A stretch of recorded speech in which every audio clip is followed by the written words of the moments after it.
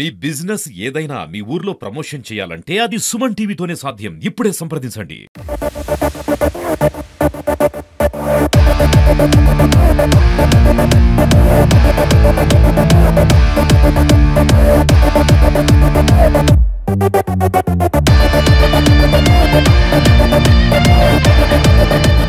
కేవలం డి శ్రీనివాస్ గారు మేము ఎటువంటి ఫ్రెండ్షిప్ ఉంటుందో ఆ రోజుల్లో నేను గాని శ్రీనివాస్ గాని వాళ్ళు అండర్ గ్రౌండ్ డ్రైనేజ్ చేశాడు. ఇక్కడ ఏది మనకు అవకాశం ఉంటే అది వదలకుండా నేను అక్కడ 22 కోట్లతో డ్రింకింగ్ వాటర్ ప్రాబ్లం సాల్వ్ చేశాను.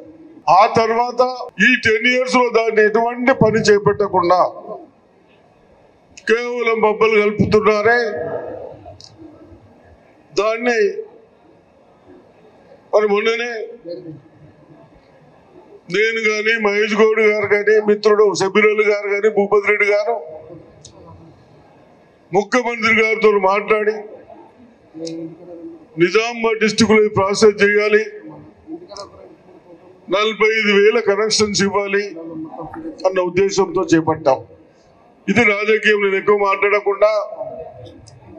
అదేవిధంగా సంజయ్ పెద్ద కుమారుడు, మరి సంజయ్ చదివించేటప్పుడు నేను ఎందుకు చెప్తున్నానంటే గొప్ప చెప్పుకుంటున్నాను కాదు, అంటే శ్రీనివాస్ గారు మేము ఎట్లా మిత్రుడు అని చెప్తా. సంజయ్ని డాక్టర్ చదివించాడు శ్రీనివాస్. రెడ్డి సాబ్ అంటుండే నన్ను, పాపం పేరు పెట్టి పిల్లగలు ఎప్పుడు రెడ్డి సాబ్ తోడే కంట్రిబ్యూషన్ అంటే మీ ఓడు మన ఓడు చదువుతున్నాడు కదా అంటే నేను ఒక 50% ఇచ్చిన. ఏది అక్కడ గుల్బర్గలో మెడిసిన్ చేసేటప్పుడు. అంటే ఈ విధంగా సంబంధాలు. అదే విధంగా మేమందరం 18 ఏళ్ళ కాంటెస్ట్ చేసినాం. నాకు రాజకీయాలకు ప్రోత్సహించుకుంటే శ్రీనివాస్ ఎందుకు రెడ్డి సాబ్ రాజకీయాలకు అనుకుంటా. 18 ఏళ్ళు చేస్తే మరి షబీర్ శ్రీనివాస్ గారు గెలిచారు. రెడ్డి సాబ్ పైసలు కావాలన్నాడు, నేను కూడా చేస్తున్నా కదా శ్రీనివాస్ అన్న, నాకు కావాలా, నాకు రైట్స్ ఉంటాయి నా మీద, ₹1,00,000 ఇస్తాను. నేను ఓడిపోయినా గెలిచాడు. గెలిచినాక 75 ఇచ్చినా ఇంక 25 ఇచ్చాడు ఉంది. ఇట్లా డిన్నర్ కూర్చున్నాం. రెడ్డి సాబ్ పైసలు అనబట్టి ఏ పైసలు అన్నా అవ నువ్వు ఇస్తా అని, నువ్వు బాగా ఇచ్చినట్టు చెప్పబడితే ఎవరో పోయన్నా అంటే అంత ఫ్రెండ్షిప్ ఉండి మళ్ళీ ఆ పైసలు తీసుకునేదాకా వదలాలి. అంటే రైట్స్ ఉంటాయి మా మీద. మేము అదే అంటుంటాము శ్రీనివాసుని. ఆ ముంగడి కూర్చుని పెట్టిన ఒక్కోసారి తిడుతుంటే నేను కూడా. అనే ఏదేమైనా మా మున్నూరు ప్రజలు రేపు రాబోయే భవిష్యత్తులో ఎలక్షన్లో ఈజీగా తీసుకోకుండా ఎలక్షన్లో ఓట్లు ఎటువంటి వేస్తే 10 ఏళ్ళు ఏమైందో చూసాం. ఎంత బాకీలు తెచ్చారు, మన ఫ్యూచర్ పిల్లల్ని ఎంత చెడగొట్టారు. భవిష్యత్తులో కూడా మరి మన ముఖ్యమంత్రి రేవంత్ రెడ్డి గారు చాలా ప్రయత్నాలు చేస్తూ ఉన్నాం. ఇప్పుడు ఫీజులన్నీ ఎస్సీ ఎస్టీ బీచ్లకు అన్ని ఇచ్చేస్తున్నాం. ఎంత ఇబ్బంది అయినా రైతులకు బోనస్ ఇస్తా ఉన్నాం, ఇచ్చిన పంట పండిన దానికి కూడా డబ్బులు ఇస్తా ఉన్నాం. ఈ విధంగా అన్ని ఆయన ఆ బాకీలు ఇంట్రెస్ట్ అసలు కట్టక ఇబ్బంది అయినా ఏదో ఒకటి చేసుకుంటూ చేస్తూ ఉన్నాం. కాబట్టి మీరందరూ రైతులు ప్లస్ మనం అందరం భవిష్యత్తుని ఆలోచించి మరి ప్రెసిడెంట్గా ఎన్నుకున్నారు. ఎస్ మేమందరం ఎక్కడ షూట్ అయితే అక్కడ వారికి ఏదైనా పదవి కలిగించడానికి ఉన్నాం, అంతేనా ప్రెసిడెంట్ సార్? కానీ అందరు మీరు సహకరించుకుంటూ రావాలి, అప్పుడే బాగుపడుతుంది. ఒక్కటి ఆలోచించండి, కాంగ్రెస్ ఉన్నప్పుడే అన్ని చేసుకున్నాం. లిఫ్ట్ కానీ, మెడికల్ కాలేజీలు కానీ, యూనివర్సిటీలు కానీ. తర్వాత ఏం చేసాను? ఇప్పుడు మేమందరం కలిసి మొన్న ఇంజనీరింగ్ కాలేజ్ తెస్తమే, అగ్రికల్చర్ కాలేజ్ తెస్తమే. ఈ విధంగా మరి 10 ఏళ్ళు ఎందుకు వేయలే? ఇవన్నీ ఆలోచించకుండా చేయండి. తప్పనిసరిగా రేపు భవిష్యత్తులో సంజయ్ని ఏదైనా చేయడానికి మేము కూడా ప్రయత్నం చేస్తాం చెప్తూ మరి ఒకసారి మరి మీ అందరికీ ఈ అవకాశం ఇచ్చిన మీ అందరికీ ధన్యవాదాలు. జై హింద్, జై జై గుంటూరు కాపు సంఘ ప్రెసిడెంట్. ఒక్కసారి మా గురువర్యులు డి శ్రీనివాస్ గారిని స్మరించుకోవాల్సిన అవసరం. నేను అప్పుడు ఇప్పుడు ఎప్పుడు చెప్తాను, నాకు రాజకీయంగా మొట్టమొదటి ఓనమాలు నేర్పించింది స్వర్గీయ డి శ్రీనివాస్ గారే. నేను కరాటే మాస్టర్గా ఉన్న రోజుల్లో నన్ను బలవంతంగా పిలిచి జిల్లా ఎన్ఎస్యు అధ్యక్షుడిగా కావాలి, నువ్వు చేయగలుగుతావని నేను ఒప్పుకోకుంటే కూడా ఆర్డర్ తీసుకొచ్చి నా చేతిన పెట్టినటువంటి మా గురువు గారు డి శ్రీనివాస్ గారు. మా మిత్రుడు గడు గంగాధర్ ఇక్కడ ఉన్నారు, తారిబిన్ అమ్దాన్ గారు ఉన్నారు. ఆ రోజున పరిస్థితి, ఆయన 83లో పోటీ చేసినప్పుడు ఓడిపోయిన తర్వాత ఒక యాక్టివ్ లీడర్గా నిజామాబాద్లో చలామణి అవుతున్నప్పుడు మేమందరం కూడా వారితో పాటు బాసటగా ఉన్నటువంటి పరిస్థితి. ఇంత తొందరగా వారిని భగవంతుడు తీసుకెళ్తారు అనుకోలేదు.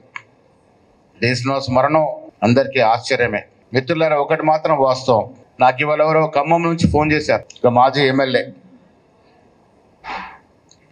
నేను డిసిసి అధ్యక్షుల కమిటీ చూశాను, 17 మంది బీసీలు ఉన్నారు 36లో. మీరు డి శ్రీనివాస్ నిజమైన శిష్యుడు అనిపించుకున్నారనే మాట చెప్పినారు. బీసీల పట్ల వారికి ఉన్నటువంటి కమిట్మెంట్,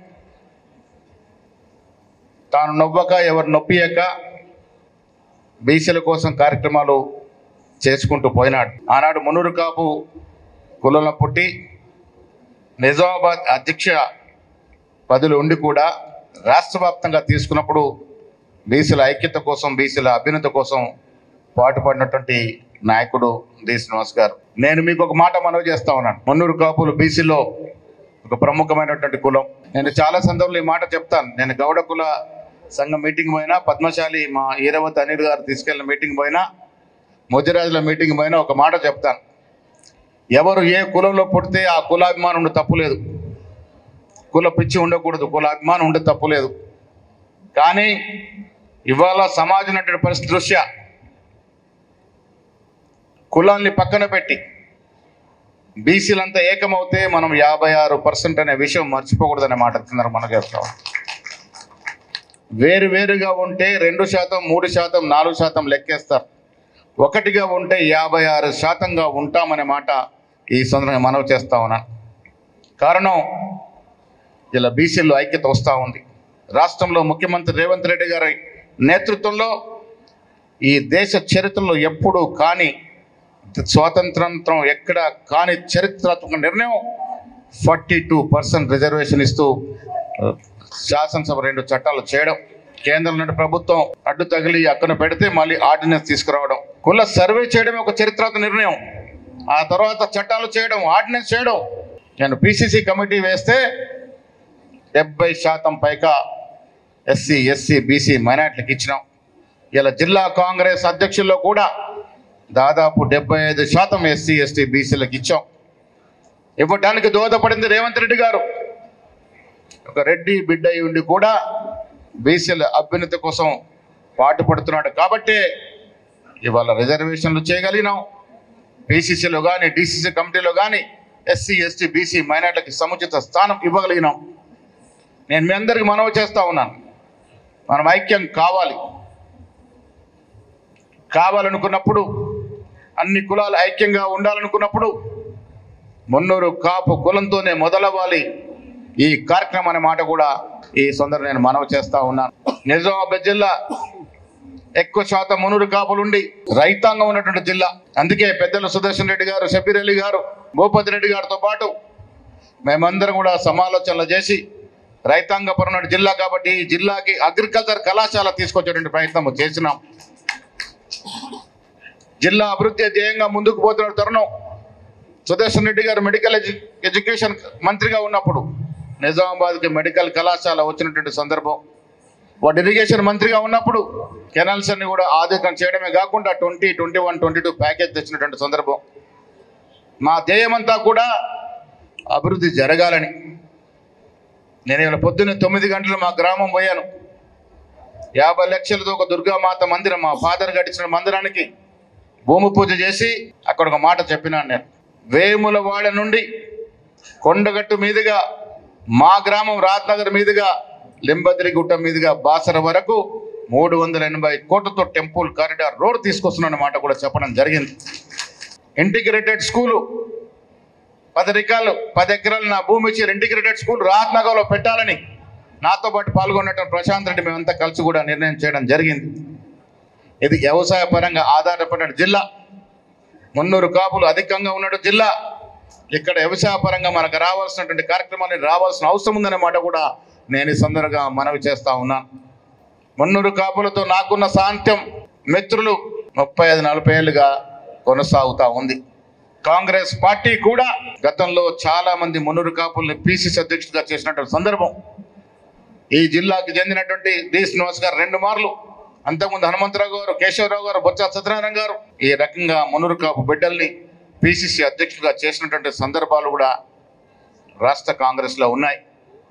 ఇలా పిసిసి కమిటీలో ఉన్న లక్ష్మయ్య గారు కూడా ఇలా పిసిసి కమిటీలో జిల్లా నుంచి రాంభూపాల్కి ప్రధాన కార్యదర్శి పదవిని ఇచ్చినాం. నిన్న డిక్లేర్ అయిన డీసీలో పట్టణానికి బొబ్బులి రామకృష్ణ మున్నూరు కాపు బిడ్డకి పట్టణ అధ్యక్ష పదవి ఇచ్చినాం. కాంగ్రెస్ పార్టీ మున్నూరు కాపులతో ఉన్న సందర్భం ఏళ్ల తరబడి నడుస్తున్నటువంటి సందర్భం. ఇది కొనసాగుతుంది, ముందు కూడా కొనసాగుతుంది. ప్రతి మున్నూరు కాపు బిడ్డ అభ్యున్నతి కోసం కాంగ్రెస్ పార్టీ కృషి చేస్తున్న మాట కూడా ఈ సందర్భంగా నేను మనవి చేస్తూ ఉన్నాను. మున్నూరు కాపులు ఇలా చదువుకుంటా ఉన్నారు, సమాజంలో గొప్ప గొప్ప స్థానాల్లో ఉన్నారు, ఇంకా ముందుకు పోవాలి. సంజయ్ గారికి మేయర్గా చేసిన అనుభవం ఉన్నది.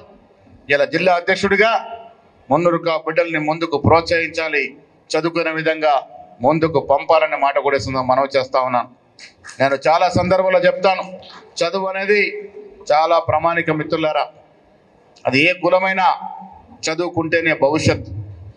వ్యవసాయం మనం ఆధారపడినప్పటికీ కూడా మన పిల్లల్ని మాత్రం భవిష్యత్తులో అందరు మెక్కాలంటే చదివించాల్సిందిగా మీ అందరికి నేను మనవి చేస్తా ఉన్నాను. నిజామాబాద్ జిల్లా పేరు ఎప్పుడొచ్చినా, ఈ రాష్ట్రంలో దేశంలో ఎక్కడ ఆ పేరు వచ్చినా మొదటగా గుర్తొచ్చేది అరుగులు రాజారాం గారు, తర్వాత డి శ్రీనివాస్ గారు. ఇది చరిత్రలో మిగిలిపోతుందనే మాట కూడా నేను మనవి చేస్తా ఉన్నాను. నేను డి శ్రీనివాస్ గారు గురువుగా ఉన్నప్పుడు, నేను శిష్యుడిగా ఉన్నప్పటికీ రాజకీయంగా చాలా విభేదాలు వచ్చాయి. దాదాపు 15-20 ఏళ్ళు రాజకీయంగా విభేదిస్తూనే వచ్చాం. కానీ ఎప్పుడు వారు వచ్చినా అక్కడ కనబడితే నేను కానీ మా గడువు కానీ ఇక్కడ లేచి నిలబడేది. ఆ మర్యాద, ఆ చుట్టరికం, ఆ అన్న తమ్ముల బంధం ఆయన చనిపోయే వరకు ఉందనే మాట కూడా ఈ సందర్భంగా మనవి చేస్తా ఉన్నాం. వారు కూడా మమ్మల్ని ఎప్పుడు కలిసినా సాధారణంగా పలకరించి అభినందించేవాడు. నేను మున్నూరు కాపు మిత్రులు చెప్పాను, ఒక 6-7 మాసాల్లో చనిపోతారన్నప్పుడు, పిసిసి కోసం ప్రయత్నాలు జరుగుతున్నప్పుడు ఒక విలేకరుతో డి శ్రీనివాస్ గారు అన్న మాట, ఏదో సందర్భం వచ్చినప్పుడు, అరే నేను ఇవాళ చెప్తాను చూడరా, వాడే పిసి అధ్యక్షుడు అవుతాడు, వాడికి ఆ సంబంధాలు ఉన్నాయి అనే మాట వారు 6 మాసాల ముందే చెప్పినారు. దురదృష్టం, నేను పిసి అయ్యనాడు వారు ఉండుంటే నాకు మనస్ఫూర్తి ఆశీర్వాదం దొరికేది. కానీ అనుకోకుండా వారు స్వర్గస్థులైనారు. ఏది ఏమైనా వారు భౌతికంగా మనకు మధ్య ఉన్నా లేకున్నా వారి యొక్క ఆశయాన్ని, ఎస్సీ ఎస్టీ బీసీ మైనారిటీ బడుగుల యొక్క ఆశయాన్ని ముందుకు తీసుకెళ్లడంలో మనమందరం కూడా కలిసికట్టుగా పనిచేయాలని ఈ సందర్భంగా నేను మనవి చేస్తూ, నిజామాబాద్ జిల్లాని అన్ని రంగాల్లో అభివృద్ధి చేసుకోవాలన్న తపన ఇక్కడ ఉన్నటువంటి పెద్దలందరికీ ఉంది. ఒక మార్కు యావత్ తెలంగాణలో నిజామాబాద్ జిల్లా ఒక మేటి జిల్లాగా తీర్చేందుకు మా వంతు కృషి ఉంటుందనే మాట కూడా ఈ సందర్భంగా మనవి చేస్తూ, నూతనంగా అధ్యక్షుడు సంజయ్ గారికి మనస్ఫూర్తిగా అభినందనలు. భవిష్యత్తులో మున్నూరు కాపుల యొక్క అభివృద్ధి కోసం నువ్వు పాటుపడాలని, నీతో పాటు మేము ఉంటామని ఈ సందర్భంగా మనవి చేస్తూ, ఇక్కడికి వచ్చిన మీ అందరికి కూడా మరొకసారి అభినందన తెలియజేస్తూ సెలవు తీసుకుంటా ఉన్నాను.